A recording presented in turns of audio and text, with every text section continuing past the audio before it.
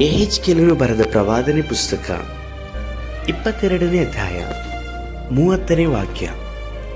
ನಾನು ದೇಶವನ್ನು ಹಾಳು ಮಾಡದಂತೆ ನನ್ನೆದುರಿಗೆ ದೇಶ ರಕ್ಷಣೆಗಾಗಿ ಪೌಳಿಯ ಒಡಕಿನಲ್ಲಿ ನಿಲ್ಲುವುದಕ್ಕೂ ಗೋಡೆಯನ್ನು ಗಟ್ಟಿ ಮಾಡುವುದಕ್ಕೂ ತಕ್ಕವನನ್ನು ನಾನು ಹುಡುಕಲು ಯಾರೂ ಸಿಕ್ಕಲಿಲ್ಲ. ಕರ್ತನಲ್ಲಿ ಪ್ರೀತಿಯ ದೇವಜನರೇ, ಅನುದಿನವೂ ಸಹ ದೇವರು ನಮ್ಮನ್ನು ರಕ್ಷಿಸ್ತಾ ಬರ್ತಾ ಇದ್ದಾರೆ.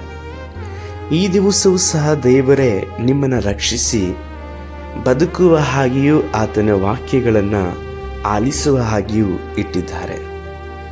ಯಾಕಾಗಿ ದೇವರು ಅನುದಿನವೂ ಸಹ ನಿಮ್ಮನ್ನು ರಕ್ಷಿಸ್ತಾ ಇದ್ದಾರೆ ಗೊತ್ತಾ? ಅವರ ಚಿತ್ತವನ್ನು ನೆರವೇರಿಸಲಿಕ್ಕಾಗಿ. ಹೌದು, ಯೇಸು ಕರ್ತನು ಇಂದು ಅನೇಕ ಮನುಷ್ಯರನ್ನ ತನ್ನ ಚಿತ್ತವನ್ನು ನೆರವೇರಿಸಲಿಕ್ಕಾಗಿ ಹುಡುಕುತ್ತಾ ಇರುವಂಥ ದೇವರಾಗಿದ್ದಾರೆ. ಇಂದು ಲೋಕದಲ್ಲಿ ನೋಡುವಾಗ ಅಪಘಾತದಿಂದ, ರೋಗದಿಂದ ಮಾತ್ರವಲ್ಲದೆ ಮನನೊಂದು ಮರಣಿಸುತ್ತಾ ಇರುವಂಥವರು ಅನೇಕರು. ಅಂತಹ ಆತ್ಮಗಳೆಲ್ಲ ಎಲ್ಲಿಗೆ ಹೋಗ್ತಾ ಇದ್ದಾವೆ? ನರಕಕ್ಕೆ ಹೋಗ್ತಾ ಇದ್ದಾರೆ. ಇಂದು ನೀವು ರಕ್ಷಣೆ ಹೊಂದಿದ್ದೀರಲ್ವಾ? ಯಾಕಾಗಿ ರಕ್ಷಣೆ ಹೊಂದಿದ್ದೀರಾ? ನಿತ್ಯವಾದಂಥ ರಾಜ್ಯಕ್ಕೆ ಸೇರಬೇಕೆಂಬುದಕ್ಕಾಗಿ ತಾನೆ. ನಿಮಗೆ ಹೇಗೆ ಸುವಾರ್ತೆ ಬಂತು? ಯಾರೋ ಒಬ್ಬರು ನಿಮಗೆ ಸುವಾರ್ತೆಯನ್ನು ಸಾರಿದ್ರು. ನೀವು ಇದ್ದಂಥ ಇಕ್ಕಟ್ಟಿನ ಪರಿಸ್ಥಿತಿಗಳಲ್ಲಿ ಸುವಾರ್ತೆಯನ್ನು ಆತುಕೊಂಡದ್ರಿಂದ ನಿಮಗೆ ರಕ್ಷಣೆಯು ಸಿಕ್ತು. ಇಂದು ಅದೇ ಇಕ್ಕಟ್ಟಿನಲ್ಲಿರುವಂಥ ಲೋಕದಲ್ಲಿ ಯೇಸುವನ್ನು ಅರಿಯದೇ ಇರುವಂಥವರಿಗೆ ಸುವಾರ್ತೆಯನ್ನು ಸಾರುವಂತಹ ಜವಾಬ್ದಾರಿ ನನ್ನ ಮೇಲೆ, ನಿಮ್ಮ ಮೇಲೆ ಇದೆ. ಇಂದು ಲೋಕದಲ್ಲಿ, ದೇಶಗಳಲ್ಲಿ ಅಳಿದು ಹೋಗುತ್ತಿರುವಂಥ ಆತ್ಮಗಳನ್ನು, ಅಂತಹವರ ಕೂಗನ್ನು ಕರ್ತನು ಕೇಳುವವರಾಗಿದ್ದಾರೆ. ಅವರ ಕೂಗನ್ನು ಕೇಳುವಾತನು ಅವರ ನಡುವೆ ನಮ್ಮನ್ನು ಕಳುಹಿಸಲಿಕ್ಕೆ ಸಿದ್ಧವಾಗಿದ್ದಾರೆ.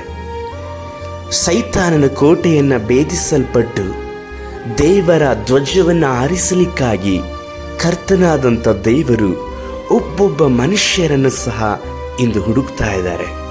ನೀವು ಕರ್ತನಿಗೆ ಸ್ವಾರ್ಥೆಯನ್ನು ಸಾರಲಿಕ್ಕೆ ಸಾಧ್ಯವಾ? ಆತನ ಚಿತ್ತವನ್ನು ನೆರವೇರಿಸುವವರಾಗಿ ಇದ್ದೀರಾ?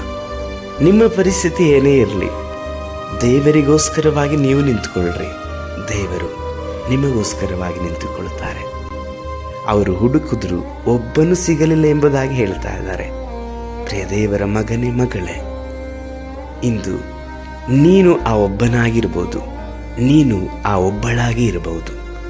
ಕರ್ತನಿಗೆ ದೇವರೇ, ಇಗೋ ನಾನು ಇದ್ದೇನೆ ಎಂಬುದಾಗಿ ಹೇಳಿ ಸಮುವೇಲನು ಹೇಳಿದ ಹಾಗೆ ನೀವು ಇಂದು ಹೇಳುವುದಾದರೆ ಕರ್ತನ ಕೈಗಳಲ್ಲಿ ನೀವು ಒಂದು ಖಡ್ಗವಾಗಿ ಉಪಯೋಗಿಸ್ತೀರಾ. ಆತನ ಮುಂದೆ ನಿಲ್ಲುವಂತಹ ಒಂದು ಬಲವಾದಂಥ ಸೈನ್ಯವಾಗಿ ಕರ್ತ ನಿಮ್ಮನ್ನು ಉಪಯೋಗಿಸುವವರಾಗಿದ್ದಾರೆ. ನಾವು ಕರ್ತನ ಸೈನಿಕರಾಗಿ ದುಡಿಯುವ. ಸರ್ವಶಕ್ತನಾದ ದೇವರೇ, ಈ ದೇಶದಲ್ಲಿ ಅಳಿದು ಹೋಗುತ್ತಿರುವಂಥ ಆತ್ಮಗಳನ್ನು ರಕ್ಷಿಸಲಿಕ್ಕಾಗಿ ನಿಮ್ಮ ಸಮ್ಮುಖದಲ್ಲಿ ನಿಂತು ನಿಮ್ಮ ಚಿತ್ತವನ್ನು ಮಾಡಲಿಕ್ಕಾಗಿ ನಮ್ಮನ್ನು ಸಮರ್ಪಿಸಿಕೊಳ್ಳುತ್ತೇವೆ. ನಮ್ಮನ್ನು ಉಪಯೋಗಿಸಿ ನಡೆಸಿರಿ. ನಮ್ಮ ರಕ್ಷಕನಾದ ಯೇಸು ಕರ್ತನ ನಾಮದಲ್ಲಿ ತಂದೆಯೇ, ಆಮೇನ್.